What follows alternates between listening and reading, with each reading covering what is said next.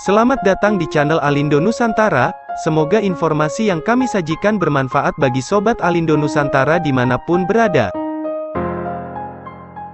Bicara soal Mardigu Walk Week, maka kaum milenial lah yang akan langsung merespon dan banyak berkomentar, sampai-sampai Wikipedia pun, kini sudah menghapus halaman profil Bosman Mardigu tersebut. Lalu, siapa sih sebenarnya sosok yang juga dijuluki dengan Bosman Sontoloyo ini sampai-sampai profilnya di halaman Wikipedia sudah menghilang? Salah satu buah pemikiran Mardigu Walk Week yang paling disoroti adalah menciptakan uang digital yang dianggap bisa menjadi solusi perekonomian Indonesia, melalui kanal YouTube-nya. Mardigu kerap mengeluarkan pemikiran-pemikiran menarik sekaligus menuai kontroversi, seakan mengarahkan pendengarnya, atau siapapun yang merasa tersindir, dalam videonya untuk segera mengambil tindakan. Topik yang dibicarakan dalam videonya pun cukup luas, mulai dari permasalahan pemerintahan di Indonesia, politik dalam dan luar negeri, geopolitik, ekonomi, hingga pandemi virus COVID-19 yang sedang melanda seluruh dunia ini. Bahkan dalam setiap orasinya seakan ia menjadi guru untuk belajar tentang prinsip-prinsip ekonomi, strategi ekonomi hingga langkah-langkah untuk menjadi pengusaha sukses. Tidak mengherankan karena ia adalah pebisnis yang sukses dan progresif di Indonesia. Ia memiliki usaha dalam bidang minyak dan gas. Bahkan sosok Mardigu Walk Week merupakan pemilik 32 perusahaan skala nasional maupun regional. Bosman sendiri merupakan owner dari PT Titis Sampurna, PT Empora Gaharu dan Narapati Meat and Mental Clinic. Dalam dunia pemerintahan Indonesia, Bosman Sontoloyo ini juga seorang staf ahli Kementerian Pertahanan yang menjabat di tahun-tahun 2014 sampai tahun 2019, aktif mengajar di Sekolah Tinggi Intelijen Nasional, yakni menjadi pengajar dalam Satuan Kopassus yang memiliki spesifikasi tugas tentang perang rahasia, termasuk dalam Badan Intelijen Negara dan Badan Intelijen Strategis. Pengalamannya di dalam pemerintahan silam berlandaskan pengetahuannya yang bisa dibilang sudah di luar kepala, termasuk dalam materi geopolitik, geoekonomi, hingga geostrategi. Ia juga termasuk orang yang meyakini bahwa segelintir orang yang punya kepentingan Sildenafil Citrate sedang dan terus mengendalikan dunia ini. Pemikirannya ini bukan tanpa bukti, melainkan berdasarkan analisa serta riset data yang begitu ciamik. Lihat saja, hobinya adalah membaca banyak buku, serta berdiskusi dengan tokoh-tokoh besar dunia, tokoh yang sangat inspiratif, memiliki wawasan yang sangat kaya, hingga pertemanan luar negeri yang begitu luas, tak enggan membuatnya tergerak untuk membangkitkan semangat kaum milenial Indonesia, sekaligus membuka mata dan menyadarkan generasi muda Indonesia bahwa masa depan tanah air ini ada di tangan mereka. Dirinya tidak takut menyampaikan dalam video-videonya, untuk jangan pernah ragu melawan sistem sekarang yang begitu berantakan, melawan sistem yang rusak dan memberatkan masyarakat sendiri, sadar akan sumber daya alam yang begitu kaya di Indonesia, tidak lantas membuat negeri ini kaya dengan sendirinya atau membuat bangsa asing menyembah-nyembah Indonesia. Justru sebaliknya, dengan sistem yang bobrok bagai kacung asing, kekayaan yang Indonesia miliki justru tak akan bisa dinikmati sendiri.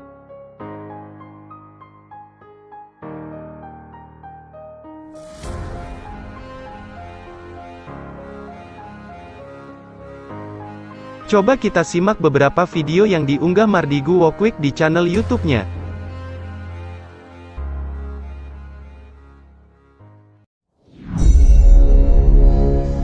Bro, seroprevalence Amerika itu sudah di atas 49%. Gila banget nih negara. Informasi ini datang dari seorang sahabat yang 10 tahun terakhir mengajar di sebuah kampus ekonomi di sisi timur Amerika. Dialah yang mengajari Bosman tentang MMT, Modern Monetary Theory. Beliau juga sahabat dari Stephanie Kelton, pejuang konsep ekonomi modern MMT ini, di mana konsep MMT ini dipakai Amerika, namun yang diajarkan di kampus beda dengan yang Amerika pakai. MMT juga dipakai di Tiongkok, Jepang, Jerman, Inggris, dan saat ini Turki serta Argentina mengadopsinya.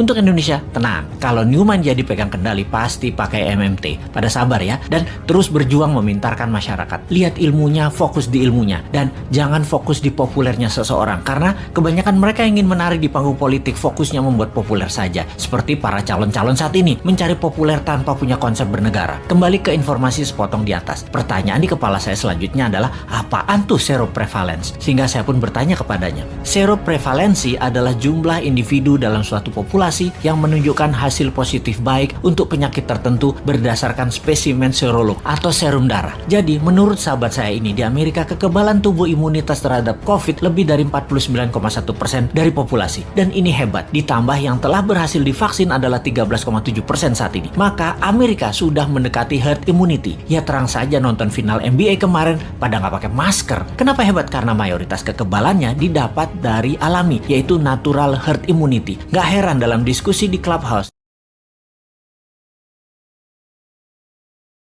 yang mengisinya, mobil, motor, pesawat, kapal laut yang mengisinya, manusia yang mengisinya, barang konsumtif, barang produktif, apa aja. Semuanya barang itu adalah yang disebut pengisi infrastruktur statis. Entah bagaimana kok ditelan mentah-mentah dengan pemahaman bahwa negara Tiongkok membangun infrastruktur jalanan dan lain sebagainya sebagai landasan kemajuan negara Tiongkok. Maka jawabannya adalah salah, nggak sepotong begitu melihatnya. Yang dibangun Tiongkok bukan infrastruktur statis saja, tapi plus infrastruktur dinamis. Jadi jalanan dibangun ya isinya yang berupa mobil, truk, bus, motor, semua jadi paket, dimodali, dibuat, diproduksi dalam negeri juga berbarengan, bahkan isi truknya, isi busnya jadi satu paket juga, yaitu manusia dan barang produksi dan barang kebutuhan pokok yang semuanya merupakan produk dalam negeri untuk memenuhi kebutuhan domestik dan ekspor. Pendanaannya bukan hanya infrastruktur statis, tapi juga dinamis berserta isinya.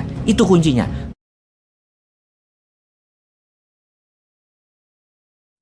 Sahabat masih belum memahami tentang hidden debt atau hutang tersembunyi yang dilakukan selama beberapa tahun ini yang diwanti-wanti oleh media kemarin itu? Artinya apa? Kita ulangi lagi nontonnya. Saksikan video tersebut. China has lent billions to governments around the world. A lot of these loans were given in secret. We're calling them China's hidden loans. And they're burning a hole in the pockets of the borrowers. If China's economy collapses, these countries will all suffer. And that's just part of the problem. Hidden debt hurts all of these countries. Let me give you the example of Indonesia here. Indonesia wanted to build a railway line, so it borrowed money from China. It was a very bad idea. Indonesia is learning the hard way. It took $4.5 billion from China for this railway line. The project was launched in 2015. 6 years later, the cost of the project has shot up to well over $8 billion, from $4.5 to $8 billion, almost double of what was initially agreed. Now, what do? You cannot abandon the project midway. So Indonesia is dipping into its own state budget to pay for this railway line. And this could be just the beginning of its troubles. Most of the money Indonesia has borrowed from China is off the books. It is hidden debt. It is not reflected in official books. Officially, Indonesia owes China close to $5 billion. Unofficially, Indonesia reportedly owes China close to $23 billion. That's $18 billion of hidden debt. 78% of Indonesia's debt to China is hidden. Who took these loans? Indonesian government entities. And these are very risky borrowings. The loans were given without sovereign guarantees, meaning if the borrowers go bankrupt, the Indonesian government will face pressure to bail out. They will have to pay that money. It's a trap. Kita jelaskan sekarang, begini logikanya. Indonesia kan negara sosialis elitis di dalam mengelola ekonominya. Dan apa itu sosialis elitis? Agen perubahan atau penggerak roda ekonominya adalah BUMN. Sosialis adalah aliran bernegara yang heavy on government. Dan rakyatnya hanya penonton, diam saja. Yang bergerak semuanya pemerintah. Peraturannya ketat, yang mengerjakannya adalah orang-orang pemerintah. Kalau seperti Taiwan, Jepang, Korea Selatan, dan Partai Republik Amerika, mereka adalah kapitalis yang berpihak kepada swasta. Taiwan, Korsel, dan Jepang sosialis akar rumput atau bottom up. Partai Republik Amerika top down atau kapitalis elitis. Oke, kita jelaskan sebentar ya. New Mind adalah kapitalis akar rumput, pro UKM. Maaf, jelasin sedikit agar menjadi pemahaman para sahabat tentang New Mind. Kita balik ke topik tentang kelolaan BUMN di Indonesia yang mungkin di dunia hanya Indonesia yang melakukan hal itu. Satu-satunya di dunia. BUMN adalah badan usaha milik negara. Jelas ya untuk hal ini. Bentuknya korporasi. Kalau korporasi berhutang, maka yang nanggung adalah pemiliknya. Sekarang pertanyaannya, kalau BUMN berhutang dan rugi, yang menanggung kerugiannya adalah korporasi itu sendiri, BUMN itu sendiri. Betul? Ya nggak begitu. BUMN itu kalau berhutang, kalau tidak bisa bayar, maka yang bayar adalah APBN. Namun, dalam berhutang, dalam catatan APBN, hutang BUMN tidak tercatat sebagai hutang negara. Itu yang dimaksud dengan hidden debt oleh media India tersebut. Ketika misalnya Garuda bangkrut, Jiwasraya bangkrut, dan puluhan BUMN punya masalah cash flow, APBN lah yang injek. Dari video di kanal YouTube yang baru saja kita tonton, begitu lugas dan gamblang Mardigu dalam memaparkan agar kita melek. Hal inilah yang membuat para generasi milenial banyak tersadarkan dan tercerahkan. Walau ada segelintir orang yang merasa tersentil akhirnya mencoba melakukan perlawanan dengan menghapus karya digitalnya Bosman, seperti dihapusnya Bosman Mardigu dari halaman Wikipedia, ditolaknya konsep digital money yang diusulkan oleh Bosman, walau pada akhirnya pihak perbankan sudah mulai menerapkan ide-ide dari Bosman tersebut. Tulis pendapat Sobat Alindo Nusantara di kolom komentar tentang sosok Bosman Mardigu Wokwik. Terima kasih atas dukungan Sobat Alindo sudah support channel Alindo Nusantara. Rahayu, Sagung Dumadi Gusti.